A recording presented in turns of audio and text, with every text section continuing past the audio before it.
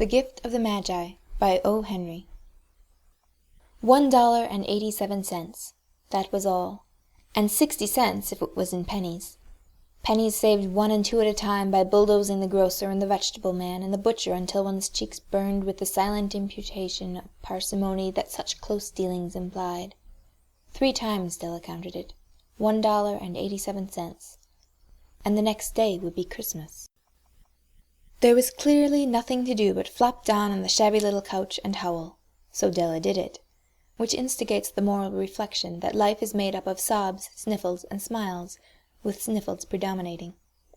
While the mistress of the home is gradually subsiding from the first stage to the second, take a look at the home. A furnished flat at $8 per week.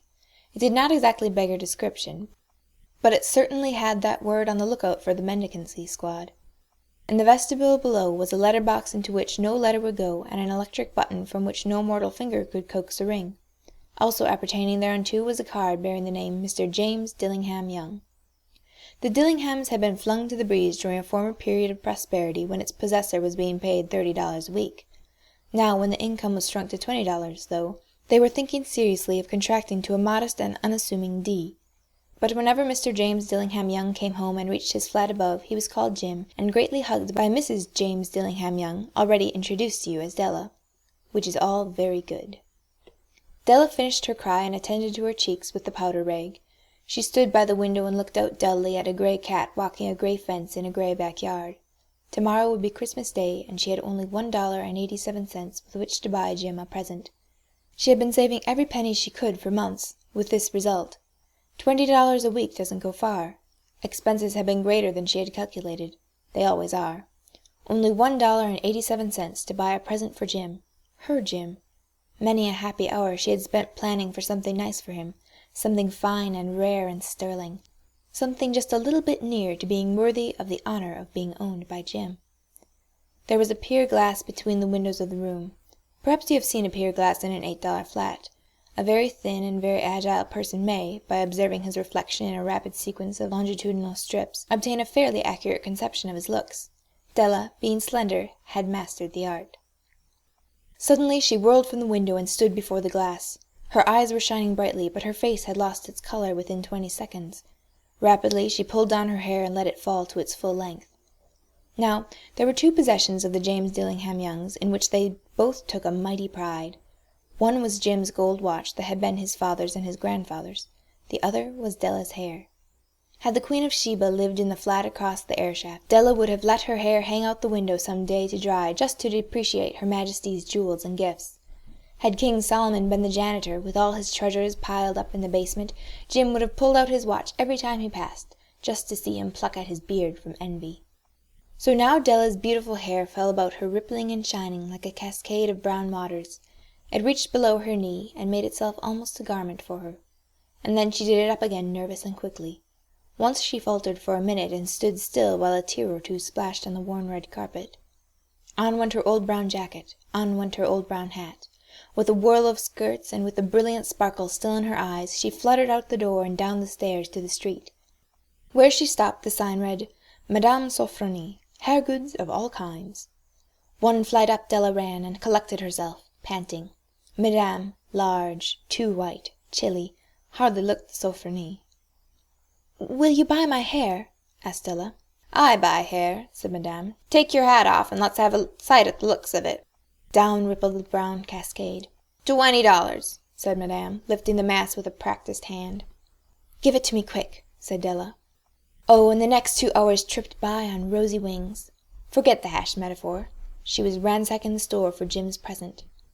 She found it at last. It surely had been made for Jim and no one else. There was no other like it in any of the stores, and she had turned all of them inside out.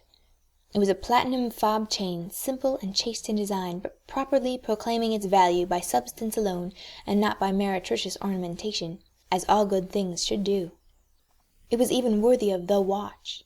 As soon as she saw it, she knew that it must be Jim's. It was like him. Quietness and value. The description applied to both. $21 they took from her for it, and she hurried home with the 87 cents. With that chain on his watch, Jim might be properly anxious about the time in any company. Grand as the watch was, he sometimes looked at it on the sly on account of the old leather strap that he used in place of a chain. When Della reached home, her intoxication gave way a little to prudence and reason. She got out her curling irons and lighted the gas and went to work repairing the ravages made by generosity added to love, which is always a tremendous task, dear friends, a mammoth task. Within 40 minutes her head was covered with tiny, close-lying curls that made her look wonderfully like a truant schoolboy. She looked at her reflection in the mirror, long, carefully, and critically. "If Jim doesn't kill me," she said to herself, "before he takes a second look at me, he'll say I look like a Coney Island chorus girl. But what could I do? Oh, what could I do with $1.87? At 7 o'clock the coffee was made and the frying pan was on the back of the stove, hot and ready to cook the chops. Jim was never late. Della doubled the fob chain in her hand and sat on the corner of the table near the door that he always entered.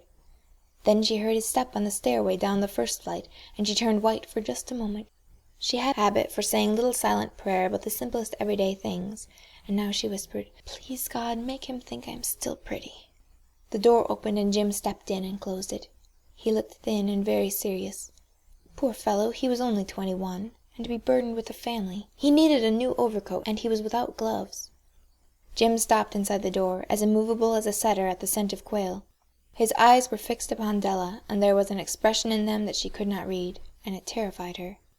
It was not anger, nor surprise, nor disapproval, nor horror, nor any of the sentiments that she had been prepared for.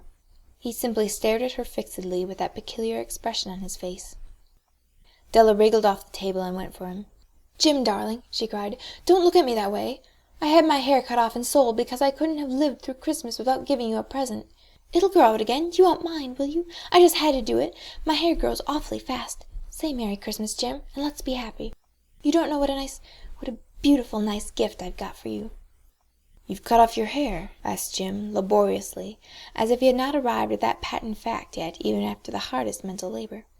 "Cut it off and sold it," said Della. "Don't you like me just as well, anyhow? I'm me without my hair, ain't I?"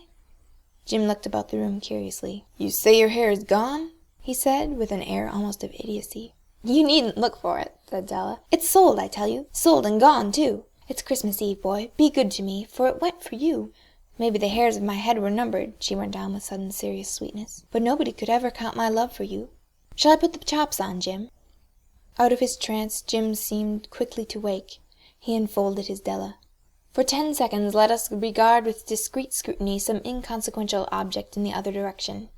$8 a week or $1,000,000 a year. What is the difference? A mathematician or a wit would give you the wrong answer. The Magi brought valuable gifts, but that was not among them. This dark assertion will be illuminated later on." Jim drew a package from his overcoat pocket and threw it upon the table. "Don't make any mistake, Dell," he said, "about me. I don't think there's anything in the way of a haircut or a shave or a shampoo that could make me like my girl any less. But if you unwrap that package you may see why you had me going a while at first." White fingers and nimble tore the string and paper, and then an ecstatic scream of joy, and then, alas, a quick feminine change to hysterical tears and wails, necessitating the immediate employment of all the comforting powers of the lord of the flat. For there lay the combs, the set of combs side and back, that Della had worshipped long in a Broadway window. Beautiful combs, pure tortoise-shell with jeweled rims, just the shade to wear in the beautiful vanished hair. They were expensive combs, she knew, and her heart had simply craved and yearned over them without the least hope of possession. And now they were hers, but the tresses that should have adorned the coveted adornments were gone. But she hugged them to her bosom, and at length she was able to look up with dim eye and a smile and say, "My hair grows so fast, Jim." And then Della leaped up like a singed cat and cried, "Oh, oh!" Jim had not yet seen his beautiful present. She held it out to him eagerly upon her open palm. The dull precious metal seemed to flash with the reflection of her bright and ardent spirit. "Isn't it dandy, Jim? I hunted all over town to find it. You'll have to look at the time 100 times a day now. Give me your watch. I want to see how it looks on it." Instead of obeying, Jim tumbled down on the couch and put his hands under the back of his head and smiled. "Dell," he said, "let's put our Christmas presents away and keep 'em a while. They're too nice to use just at present. I sold the watch to get the money to buy your combs. And now suppose you put the chops on." The Magi, as you know, were wise men, wonderfully wise men, who brought gifts to the babe in the manger. they invented the art of giving Christmas presents. Being wise, their gifts were no doubt wise ones, possibly bearing the privilege of exchange in case of duplication. And here I have lamely related to you the uneventful chronicle of two foolish children in a flat who most unwisely sacrificed for each other the greatest treasures of their house. But in a last word to the wise of these days, let it be said that of all who give gifts, these two were the wisest. O all who give and receive gifts, such as they are wisest. Everywhere they are wisest. They are the Magi.